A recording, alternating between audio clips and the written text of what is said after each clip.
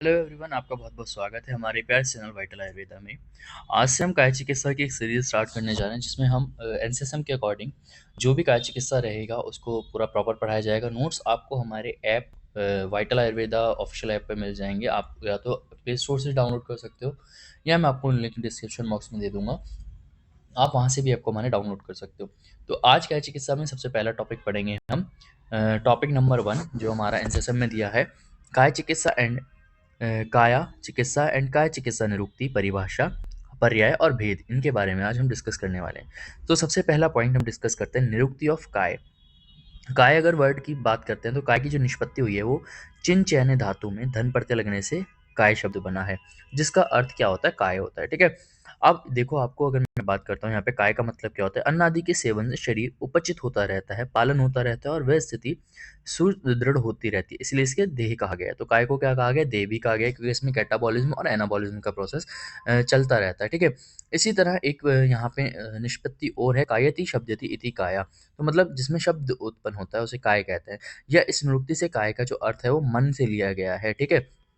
अब यहाँ पे छोटी-सी एक छोटा-सा कोटेशन है, या फिर आप कह सकते हो काय के रिगार्डिंग एक कोटेशन या फिर एक रेफरेंस दिया गया है कि जाठर प्राणी नाभि अग्नि काय इत्यभिधीयते कायस्य अंतर आग्नेय। तो यहाँ पे क्या कहा गया है? इस कोटेशन के अकॉर्डिंग कहा गया है कि काय का अर्थ जाठर अग्नि भी बताया गया। क्यों? क्योंकि जाठर अग्नि क्या करती है? हमारी बॉडी में डाइजेशन वगैरह करती है, जिससे हमारी बॉडी में एनर्जी वगैरह मिलती है। तो इसीलिए इसको जो काय है उसको जाठर अग्नि से रिलेट किया गया है। तो काय का एक अर्थ जाठराग्नि भी बताया गया है, क्योंकि शरीर, बल, आरोग्य, आयु सभी किसके अधीन रहते हैं? जाठराग्नि के अधीन रहते हैं। और अग्नि को जीवन का मूल आधार मानकर आचार्य चरक ने क्या कहा है कि अग्नि के नष्ट हो जाने पर जो मनुष्य है उसकी मृत्यु हो जाती है, और अगर ये अग्नि सम बनी रहती है तो मनुष्य क्या रहता है? लंबे समय तक जीवित रहता है। तो इसीलिए क्या कहा गया कि जो काय है उसको अग्नि से रिलेट किया गया है, कि मतलब जैसे हमारी बॉडी है, हमारा जो बॉडी है वो जाट अग्नि पे डिपेंड करती है, क्योंकि यही हमें क्या करता है? बल वगैरह देता है, और जब तक ये हमारी स्टेबल रहती है तब तक हमारी लाइफ रहती है, और अगर ये अनस्टेबल होती जाती है तो मृत्यु का कारण बनती है। इसके बाद हम बात करते हैं सिनोनियम ऑफ काय। तो काय के पर्याय किसने कहे हैं? अमरकोश के अकॉर्डिंग क्या कहा गया है? अथ क्लेवरम गात्रम वपु सहननम शरीर वर्षम विग्रह कायो देह कलेवी पुंसो स्त्रिया मोतिस तनु सैतून। ये अमरकोश ने बताया है। तो यहाँ पे कितने पर्याय कहे गए हैं? सबसे पहला पर्याय कहा गया है क्लेवर। क्लेवर का मतलब क्या है? जो मधुर, अव्यक्त ध्वनि करे तथा शुक्र का श्रेष्ठ परिणाम हो वह क्लेवर है। तो शुक्र का सबसे सर्वश्रेष्ठ क्या है? हमारा काय है। तो श्रेष्ठ परिणाम जो है, ठीक है, जो रिज़ल्ट है शुक्र का वो क्या है? हमारा काय है, इसलिए हम इसको क्लेवर कहते हैं। गात्र मतलब हमेशा गतिशील होता रहता है या परिवर्तन होता रहता है। मतलब यहाँ पे अगर आप मॉडर्न के एस्पेक्ट में देखो तो कैटाबॉलिज़्म होता रहता है। मेटाबॉलिज़्म में क्या आता है? कैटाबॉलिज़्म प्लस एनाबॉलिज़्म होता रहता है, मतलब गतिशील होता रहता है। यहाँ पे हमारी बॉडी में मेटाबॉलिज़्म चलता रहता है, इसीलिए हम इसको क्या कहते हैं? गात्र कहते हैं। वपु कहते हैं, क्योंकि दूसरे जन्म में जो भी हमने काम किए हैं वो हम इस जन्म में जो भोगता है उसी को, वो कौन भोगता है? हमारा देह भोगता है, हमारा शरीर भोगता है, इसीलिए ये हमारा काय भोगता है, इसीलिए इसको क्या कहते हैं? वपु के नाम से भी कहते हैं। सहननम मतलब जिसमें 5 महाभूतों का समुचित संगठन हो। तो हमारा शरीर जो है वो किससे मिलके बना है? पंच महाभूत से मिलके बना है। इसीलिए हम हमारे जो शरीर है या हमारा जो काय है उसको सहननम के नाम से जानते हैं। शरीर भी कहा जाता है, क्योंकि क्षण प्रतिक्षण क्षीण होता जाता है, धीरे-धीरे उसका नाश होता जाता है, इसलिए इसको शरीर कहा जाता है।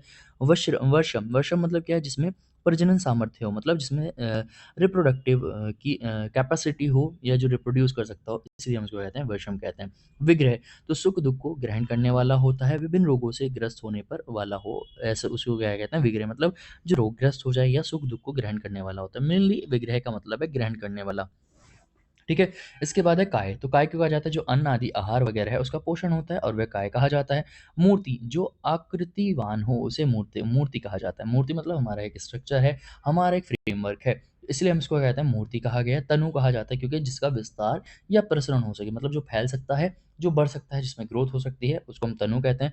तनु मतलब होता है जो फैलने या बड़ा या जो आकाश आदि पोषण प्राप्त कर बढ़ती है, उसको हम कहते हैं तनु कहते हैं। तो तनु और तनु 2 वर्ड हैं यहाँ पर, दोनों अलग-अलग सिनोनियम हैं। अब इसके बाद अगर हम बात करते हैं कि जो हमारा काय की, यहाँ पे हमारा काय है, काय में हमने सिनोनिम्स पढ़ा, ठीक है, काय के सिनोनिम्स पढ़े। अगर हम बात करते हैं काय, तो हमारे जो काय हैं, अगर आप जो हमारा उसके अगर भेद देखोगे तो काय के अगर भेद देखते हो मन के अकॉर्डिंग, मतलब मानस प्रकृति के अकॉर्डिंग या फिर मन के अकॉर्डिंग, जो काय के भेद हैं वो मेजर 3 हैं। पहला है सात्विक, दूसरा है राजस और तीसरा है तामस काय। अब सत्व में सात्विक प्रकृति आएगी तो प्रकृति के अकॉर्डिंग उसका वो काय बन जाएगा। जैसे सत्व में प्रकृति कितनी होती है? ब्रह्म काय, महेंद्र काय, वरुण काय, कौमार्य, गंधर्व, कयापमय और आश्रय आश्रय, ठीक है? तो ये हमारे यहाँ पे ये भी काय कहलाएगा, ठीक है? यहाँ पे कितने होते हैं हमारे? 7। सात्विक प्रकृति कितनी होती है? 7, और ये कितनी होती है हमारी? हमारी होती हैं 6, ठीक है? और ये हमारी 3 होती हैं। तो टोटल कितनी होती है हमारी? 16 प्रकृति होती हैं, ठीक है? मानस प्रकृति 16। तो जो मानस प्रकृति, जिस प्रकृति जो भी प्रकृति उसके अंदर डोमिनेट कर रही है, उसी के अकॉर्डिंग वो उसको काय कहा जाएगा, ठीक है? वही काय। जैसे अगर ब्रह्म वाली जो प्रॉपर्टीज़ हैं उस काय के अंदर, उस बॉडी के अंदर प्रेज़ेंट है, तो ब्रह्म काय कहलाया जाएगा। महेंद्र की प्रॉपर्टीज़ है, तो महेंद्र काय कहलाया जाएगा, ठीक है? तो इस तरह से हमारे जो मन के अकॉर्डिंग है, काय के जो भेद हैं, काय की निरुक्ति पढ़ी, काय के पर्याय पढ़े, अब हम काय के भेद की बात कर रहे हैं, ठीक है? तो काय के भेद कितने हैं? मन के अकॉर्डिंग 16 है, ठीक है? पहला है ब्रह्म काय। ब्रह्म काय कैसा होता है? गुणी होता है, सत्यवादी होता है, जितेंद्रिय होता है, स्मृतिवान होता है, क्रोध को सहने वाला, क्रोध रहित होता है, ज्ञान विज्ञान संपन्न होता है, लोभ, मोह, ईर्ष्या इन सब से रहित होता है और आस्तिक होता है, नास्तिक नहीं होता, ठीक है? आर्षिकाय, आर्षिकाय कैसे? आर्षिकाय प्रकृति वाले लोग कैसे होते हैं?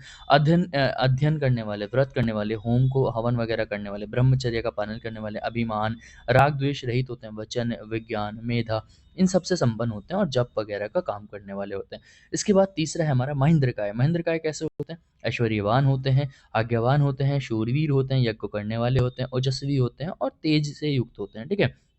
इसी तरह जिनमें अग्नि अग्निकाय कैसे होते हैं? जिनका अग्नि है ना, तो वो कैसे होते हैं? कर्तव्य और अकर्तव्य मर्यादावान होते हैं, प्राप्तकारी होते हैं, लोभ, मोह, ईर्ष्या इन सब से रहित होते हैं, ठीक है? इसी तरह हम अगर बात करते हैं वारुणकाय, तो वारुणकाय के जो लोग होते हैं या जिनका जो प्रकृति है उनकी मानस प्रकृति में वरुण की है, तो उसमें क्या होता है कि ये यज्ञ में रुचि रखने वाले होते हैं, ठीक है? शूरवीर होते हैं, पाक साफ शुद्ध रहने वाले होते हैं, शुचि होते हैं, स्थान प्रसादी होते हैं, सहिष्णु होते हैं और क्षति सेवी होते हैं, ठीक है?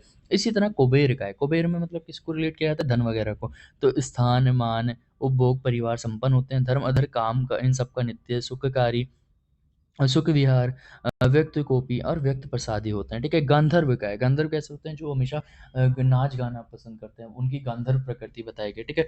जैसे नृत्य, गीत, वादिष्ट्रेय, ठीक है? स्रोतस्पाठी, श्लोक कुशल, स्त्री विहार, काम नित्य, अनसूय ये सूयक होते हैं, ठीक है?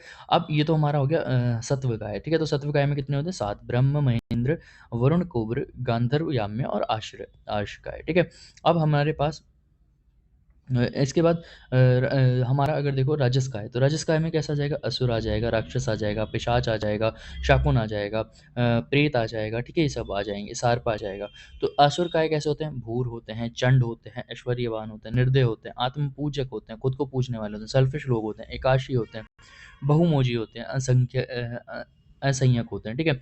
अगर राक्षस का है, तो राक्षस वाली प्रॉपर्टी भी आते हैं, अमर्षी होते हैं, क्रूर होते हैं, हृदय प्रहारी होते हैं, आम आभिष्प्रिय होते हैं, ठीक है? स्वप्नप्रिय होते हैं, अनुबंध कोपी होते हैं, आयास बहुल होते हैं और एकांतग्राही होते हैं, मतलब एकांत वगैरह में रहने वाले, क्रूर होते हैं, ठीक है? खुद से सेल्फिश होते हैं, स्वप्न स्वप्न सोना वगैरह पसंद करते हैं, ठीक है? पिशाच काय कैसे होते हैं? अशुचि मतलब अपवित्र होते हैं, विक्ताहार शील होते हैं, ठीक है? मीरू होते हैं, विरक्त आवराशील होते हैं, स्त्रीलोपन, तीक्ष्ण, साहसप्रिय और निर्जल्य, मतलब सिंपल की बात है कि निर्लज्ज होंगे, ठीक है? अशुभ होंगे, ठीक है? स्त्री में ज़्यादा लोभ रखेंगे, तीक्ष्ण वगैरह की प्रॉपर्टी होगी, मतलब कि गुस्से वाले व इस तरह के होंगे, ठीक है? इसके बाद है सर्प कैसे होते हैं? कि जैसे सर्प होता है क्रोधी, शूर, आयास बहुल, ठीक है? गोचर, आहार विहार के प्रिय होने वाले, ठीक है? इसी तरह श्वेतकाय, तो श्वेतकाय कैसे होते हैं? आहारकाई होते हैं, अति दुखशील होते हैं, अति लोलुप होते हैं, आलसी होते हैं, अदाता, ये सब ये प्रेतकाय हैं, सॉरी, ठीक है? ये प्रेतकाय के प्रॉपर्टीज़ हैं। इसी तरह शाकुनकाय, तो शाकुनी कैसे होते हैं? अनुसक्तकाय, ठीक है? अजस्त्राहार प्रिय, ठीक है? अमर्षी, असंचायी, मतलब सिंपल ये भी अगर तुम यहाँ पे याद रखते हो तो ये कैसे होता है? अब मतलब सेल्फ रिस्पेक्ट, खुद को सेल्फिश होते हैं, ठीक है? ये खुद के बारे में सुनना ज़्यादा पसंद करते हैं, ठीक है? कोई अपने बारे में गलत बात सुनना पसंद नहीं करते, ये इस तरह के, ठीक है? जो शकुन से मतलब क्या करने वाले, किसी के खिलाफ षड्यंत्र रचने वाले ऐसे होते हैं, ठीक है? अब इसके बाद अगर हम बात करते हैं तामस काय के लक्षण क्या होंगे? पार्श्व इसमें तामस काय में कितना आता है? 3 पार्श्व काय, मत्स्य काय और वनस्पत्य काय, ठीक है? यहाँ पे आप देख सकते हो कितने थे हमारे 3। ये पार्श्व काय, मत्स्य काय और वनस्पत्य काय। तो तमस में क्या होना जाएगा? पार्श्व सबसे पहला आएगा कौन-सा? पार्श्विकाय। पार्श्व कैसे होते हैं? करिष्णु होते हैं, अमेधस्य होते हैं, मैथुनप्रिय होते हैं, स्वप्नशील होते हैं और मंद होते हैं। ठीक है? ये 2-3 पॉइंट याद रख लेना। मत्स्यकाय कैसे होते हैं? मछली जैसे अनवस्थित होते हैं, ठीक है? एक जगह पे स्थिर नहीं होते हैं, आहार के लोभी होते हैं, अनुभक्त क्रोधी होते हैं, तोय कामी होते हैं और मूर्ख होते हैं। जैसे मछली को चारा डालो एकदम फँस जाती हैं, तो इस तरह के ये मिलते हैं, ठीक है? अब इसके बाद अगर तुम देखोगे वनस्पत्यकाय कैसे होते हैं? आलसी होते हैं, एक स्थान में रहने वाले होते हैं, सत्व, धर्म, काम, अध्रवर्ग ये सब इनमें प्रेज़ेंट नहीं होते, ना काम वगैरह होता है ना बस इनको क्या होता है यहाँ पे जैसे वानस्पतिक द्रव्य होते हैं हमारे, वनस्पति प्लांट वगैरह एक ही जगह पे पड़े रहना, तो ये कैसे होते हैं? एक ही जगह पे पड़े रहने वाले होते हैं, ठीक है? अब इसके बाद है हमारा सार के अनुसार, अब देखो तुमने सार पढ़ा होगा त्वक सारक, सारमज्जा सार, अस्थि सार, ठीक है? जो सार के अकॉर्डिंग है वो भी हमारे काय बताए गए हैं। जैसे मान लो त्वक सार, तो त्वक सार है तो वो त्वक जिसमें त्वकसार पुरुष के लक्षण मिल रहे हैं तो उसका जो वो जो काय होगा वो कैसा होगा? त्वकसार काय होगा। ठीक है? जैसे त्वकसार में क्या होगा? त्वचा स्निग्ध रहती है, सुलक्षण रहती है, कोमल, देखने में प्रसन्न रहती है, पतली, गहरी, सुकुमार, रोम वाली और चमकदार होती है। इसी तरह सुख, सौभाग्य, ऐश्वर्य, उपभोग्य, बुद्धि, विद्या, आरोग्य, प्रसन्नता और दीर्घायु वाले होते हैं। इसी तरह जो रक्तसार पुरुष होते हैं वो कैसे होते हैं? उनके कान, नेत्र, अक्षि, मुख, जिह्वा, नासिका, ओष्ठ, हाथ, पैर के तलवे, ललाट, मूत्र इंद्रिय स्निग्ध और रक्त वर्ण के होते हैं। जब उनके अंदर रक्त प्रॉपर है तो सब चीज़ें रक्त वर्ण की दिखेंगी। सुख वाले होते हैं, धारण शक्ति वाले होते हैं, मन से श्वेता होते हैं, सुकुमारता होती है उनमें, अधिक बलवान होते हैं, क्लेश को सहने वाले होते हैं, गर्मी को सहन करने वाले होते हैं, सारे गुण प्रेज़ेंट होते हैं किसके अंदर? रक्तसार पुरुष के अंदर, जिनके अंदर मतलब रक्त प्रॉपर अमाउंट में प्रेज़ेंट होता है। इसी तरह जो है मांससार उसके क्या लक्षण बताएँगे? मांससार के क्या लक्षण बताएँगे? जिनके शंख प्रदेश, बलात, कृकाटिका, नेत्र, गाल, हनु, गर्दन, कंधा, उदर, कोख, छाती ये सब मतलब जितने भी तुम्हारे स्ट्रक्चर्स हैं, वो कैसे हों? या तो भारी हों या स्थिर हों। भारी और स्थिर होते हैं, उनको हम कहते हैं मांसाहारी। ये कैसे होंगे? जब भारी होंगे, सहनशीलता वाले होंगे, धैर्यता रखने वाले होंगे, लालची नहीं होते हैं, ठीक है? धन विद्या, मुख सरलता, आरोग्य और बल और दीर्घायु वाले होते हैं, ठीक है? इसके बाद अगर हम बात करते हैं मेदसार के बारे में, तो मेद वाले जो होंगे, उनकी स्वर, उनके आँख, उनके केश, लोम, नख, दाँत, ओष्ठ, मूल मूत्र में अधिक चिकनापन पाया जाएगा, ठीक है? क्योंकि मेद अधिक है, मेद धातु अधिक है, तो चिकनापन अधिक होगा। इसी तरह धन, ऐश्वर्य, सुख, आरोग्य, सरलता, दानशीलता, कोमलता और जो हमारा सेवा भाव है, ये सब इनके अंदर प्रेज़ेंट होता है। इसी तरह अस्थिसार में अगर देखो जिनकी एड़ी, गुल्फ, जानु, अर्थनी, चतु, चिबुक, सिर, शरीर की गाँठें, अस्थि, संधि, नख वगैरह मोटे होते हैं और बड़े उत्साह वाले होते हैं, अधिक कार्य करने वाले होते हैं, कष्ट को सहने वाले होते हैं, दृढ़ शरीर वाले होते हैं, मजबूत शरीर होता है और अधिक आयु वाले होते हैं। इसी तरह जो मज्जासार पुरुष होगा वो कैसा होगा? बलवान होगा, वर्ण और स्वर कोमल होगा, स्निग्ध संधियाँ होती हैं, मोटी और लंबी गोलाकार होती हैं संधियाँ, ठीक है? संधियाँ, दीर्घायु, बलवान, शस्त्र ज्ञान का से संपन्न होता है, विज्ञान संपन्न होता है, धनी होता है, संतान युक्त होता है और आदर के पात्र होते हैं ऐसे, ठीक है? मज्जासार पुरुष। इसी तरह जो शुक्रसार है, मतलब जिनके अंदर शुक्र प्रॉपर अमाउंट में है, तो कौन से होंगे? सौम्य दृष्टि, प्रकृति वाले होंगे, नेत्र दुग्ध पूरित होंगे, और नेत्र ऐसे लगेंगे जैसे दूध श्वेत वर्ण के होंगे, ठीक है? दाँत चिकने, गोलाकार होंगे, दृढ़ समानाकार होंगे, ठोस और अग्रभाग बराबर होगा। शरीर का वर्ण और स्वर कैसा होगा? निर्मल होगा, स्निग्ध होगा और चमकदार होगा। दयालु होते हैं, प्रसन्नशील होते हैं, बलवान होते हैं, सुख, ऐश्वर्य, धन, आरोग्य, आदर और अधिक संतान वाले होते हैं। ज़ाहिर-सी बात है शुक्र रिप्रेज़ेंट है ज़्यादा, शुक्र मतलब प्रॉपर है, तो इसीलिए कैसे होते हैं? संतान वाले होते हैं, ठीक है? इसके बाद अगर हम बात करते हैं सत्वसार, तो सत्व मतलब कैसे होंगे? स्मरणशील अच्छी होगी, ठीक है? शक्ति संपन्न होंगे, कृतज्ञ होंगे, पवित्र होंगे, बुद्धिमान, अधिक उत्साह वाले होंगे, चतुर और क्षीर होते हैं। इनकी गतियाँ स्थिर होती हैं, स्टेबल होते हैं, ठीक है? ये हो गया हमारा किसके बेसिस पे? हमारा काय के भेद ऑन द बेसिस ऑफ सार के अकॉर्डिंग। अब इसी तरह जो हमारा काय है उसको डिवाइड कर सकते हैं प्रकृति के अकॉर्डिंग, मतलब उसकी वातज प्रकृति है, पित्तज है, कफज है, उसके अकॉर्डिंग भी तो उसका काय होगा ना। मतलब मैं वातज प्रकृति का पुरुष हूँ तो मेरे जो शरीर है वो वातज प्रकृति का है, तो इसी तरह वातज प्रकृति में श्लोक आपने पढ़ा होगा शारंग संहिता में फर्स्ट प्रॉप में भी, अल्पकेशा कृश रुक्षो वाचाला शलमानश आकाशचारी स्वप्नेशु वात प्रकृति का नरे, ठीक है? इनके अल्पकेश होते हैं, कृश होते हैं, रुक्ष होते हैं, ठीक है? ऐसे सपने देखते हैं जैसे आकाश में विचरण कर रहे हो, इस तरह के सपने वगैरह देखते हैं, ठीक है? इसी तरह पित्तज के कैसे होते हैं, अकाल पलीते विराप्ते धीमान स्वेदे च रोषणा स्वप्न एषु ज्योतिषाम दृष्टापित प्रकृति का नर। तो कैसे होता है, अकाल मतलब पहले ही बाल पक जाते हैं, ठीक है? अकाल पलीते व्याप्तो धीमान बुद्धिमान होते हैं, ठीक है? स्वेद और इनके अंदर स्वेद ज़्यादा होता है, ठीक है? इसी तरह जो हमारे ये सपने देखते हैं वो कैसे देखते हैं, ज्योति मतलब लाइट से रिलेटेड सपने वगैरह देखते हैं। इसी तरह कफज व्याधि, गंभीर बुद्धि होती है, स्थूलांग, स्निग्धकेशो महाबला, स्वप्नेषु जलाशलोको विश्लेषण प्रकृति को नरा। ये भी क्या कहा गया, इनकी बुद्धि गंभीर होती है, ठीक है? स्थूल अंग अंग बड़े होते हैं, स्निग्ध केश होते हैं, ठीक है? बल बहुत अधिक होता है इनके अंदर, ठीक है? स्वप्न में क्या देखते हैं, जैसे जलाशय वगैरह में विचरण कर रहे हो। इसी तरह जो है किसी की द्वंद्वज प्रकृति होती है, वात पित्तज हो सकती है, वात कफज हो सकती है, पित्त कफज या किसी की सन्निपातज प्रकृति हो सकती है। तो प्रकृति के भेद पे हमारे 60 टाइप हैं। तो प्रकृति के भेद पे 60 टाइप हैं, सत्व वगैरह के भेद पे कितने हैं, हमारे जो है 8 टाइप बताए गए हैं। और जो हमारी मानस प्रकृति है सॉरी हमारी जो प्रकृति है मानस प्रकृति, उसके अकॉर्डिंग 16 भेद। तो 16 ये हो गए, ठीक है? 8 यहाँ हो गए, 24 और यहाँ पे हमारे 7। तो इस तरह से हमारे टोटल ये हमारी काय के भेद हो जाते हैं, काय की निरुक्ति हो जाती है, ठीक है? अब नेक्स्ट हमें टर्म दिया था काय का भेद, काय की निरुक्ति। यहाँ पे देखो आप काय है, उसके काय चिकित्सा और काय चिकित्सा इन सब के भेद वगैरह पूछे, निरुक्ति, परिभाषा और पर्याय और भेद। तो मैंने काय का पहले सबसे पहले निरुक्ति पढ़ा, उसके बाद उसका पर्याय पढ़ा, उसके बाद उसका भेद पढ़ा, परिभाषा पढ़ा। अब हम चिकित्सा की परिभाषा पढ़ेंगे, चिकित्सा के भेद पढ़ेंगे, चिकित्सा के पर्याय पढ़ेंगे। इसी तरह काय चिकित्सा के भेद, काय चिकित्सा के पर्याय वगैरह ये सारी चीज़ें डिस्कस करेंगे। ठीक है? तो अब हम चलते हैं अपना किसकी ओर? चिकित्सा के ऊपर, ठीक है? तो काय का हो गया, काय के बाद चिकित्सा और फिर देन उसके बाद काय चिकित्सा की परिभाषा वगैरह पढ़ेंगे। तो यहाँ पे अब देखो चिकित्सा की निरुक्ति। चिकित्सा की निरुक्ति क्या कहा गया है? चिकित्सा रोग प्रतिक्रिया मतलब क्या है? जो रोगों के प्रतिकार करने को ही चिकित्सा कहा जाता है। मतलब रोगों का नाश करने को ही क्या कहा जाता है? चिकित्सा कहा जाता है। चिकित्सा शब्द क्या है? कित रोग आप यानी मतलब धातु में सन प्रत्यय लगने से क्या बना है? काय चिकित्सा बना है। कित धातु का प्रयोग रोगों का दूर करने के अर्थों में किया गया है। यहाँ पे ये क्या कहा गया? कित रोग अपनयने मतलब रोगों को दूर करने वाला, ठीक है? धातु और उसमें क्या लगा है? सन प्रत्यय लगा है। इससे क्या बना है हमारा काय जो हमारी चिकित्सा है उसका वर्ड बना है। इसी तरह चिकित्सा की अगर डेफिनेशन देखोगे, ये तो हमारी निरुक्ति हो गई। अब चिकित्सा की डेफिनेशन की बात करते हैं। तो या भी क्रियाभिर्णयते शरीरे धातव सम सा चिकित्सा विकारणाम कर्म तद भिषजाम स्मृतम। मतलब ये किसने दिया? आचार्य चरक ने सूत्र स्थान के 16वें अध्याय का 34 श्लोक है।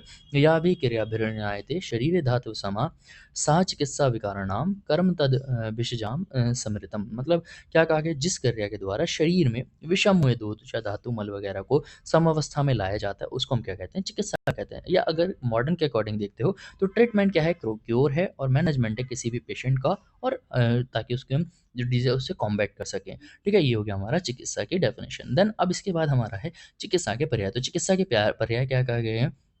व्याधिहरम साधनम औषधहितम प्रकृति ठीक है? तो यहाँ पे क्या कहा गया है? तो पहला है व्याधिहरम मतलब व्याधि को हरने वाला होता है, साधन जो मतलब जिसके द्वारा शरीर को स्वस्थ हो जाए वो है हमारा चिकित्सा। औषधम मतलब औषधो रिद्धम, ठीक है? औषध देकर, ठीक है? हित मतलब क्या है? कार्य प्रारंभ की चेष्टा, वो है हमारी चिकित्सा या चिकित्सा का पर्याय भी है, ठीक है? प्रकृति स्थान मतलब धातु साम्य करने वाला, तो यही हमारी चिकित्सा होती है। तो ये चिकित्सा के 5 पर्याय आपको देखने को मिल जाएँगे। एंड देन अब हम बात करते हैं चिकित्सा के भेद। तो चिकित्सा के डिफरेंट भेद क्या गए? अगर हम एक विधि के बेसिस पे करते हैं तो चिकित्सा में क्या है? निदान परिवर्जन। निदान परिवर्जन का मतलब क्या है कि चिकित्सा कैसे की जाती है? पहली एक विधि परीक्षा क्या है कि निदान मतलब जिस कॉज से डिजीज हुई है उस कॉज को ही रोक दो तो डिजीज नहीं होगी। लाइक मुझे अगर वातज व्याधि है तो मैं सबसे पहले क्या करूंगा? वातज जितने भी आहार विहार हैं उसको बंद करूंगा। इसको कहा जाता है निदान परिवर्जन, ठीक है? इसी तरह द्विविध चिकित्सा के भेद पे जैसे शीत या उष्ण चिकित्सा करेंगे, या तो संतर्पण करेंगे या उसका अपतर्पण करेंगे। अगर किसी का शोधन करना होगा या फिर शमन करना होगा इसके बेसिस पे, ठीक है? अगर दो ज्यादा बढ़े हैं तो शोधन कर दो, कम बढ़े हैं तो शमन कर दो।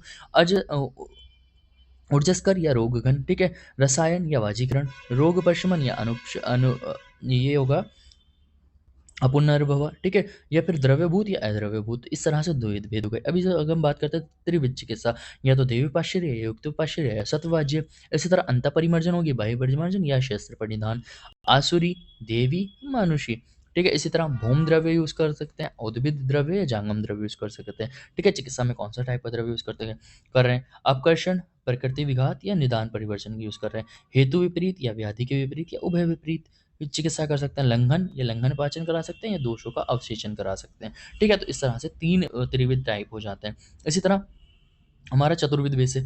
चतुर्विध भेद से आचार्य सुश्रुत ने 4 प्रकार की बताई है, कौन-कौन सी? या तो शीघ्र दोषों को बढ़ाना या बड़े दोषों को घटाना। इसी तरह प्रकोपित दोषों को या तो बाहर निकाल देना, संशमन कराना, ठीक है? शरीर में शांत कराना या सम दोषों का पालन करना, मतलब उनको बनाए रखना। यदि यही क्या है, आदर्श चिकित्सा कही गई है। तो आदर्श चिकित्सा के नाम से अगर पूछे तो आदर्श चिकित्सा इसी को कहा जाता है। इन चारों पॉइंट को मिलाकर ही क्या कहा जाता है, आदर्श चिकित्सा कहा जाता है कि जो क्षीण दोष है उनको बढ़ाना, बड़े दोष हैं तो घटाना और प्रकोपित दोष हैं तो उनको शमन करना और अगर सम दोष हैं तो उनको मेंटेन रखना। इसी तरह पंचविध चिकित्सा के बेसिस पे आचार्य चरक ने, तुमने पता होगा जो हमारा पंचविध में कौन-कौन आता है, वमन, विरेचन, अनुवासन बस्ती, निरुबस्ती और नस्य।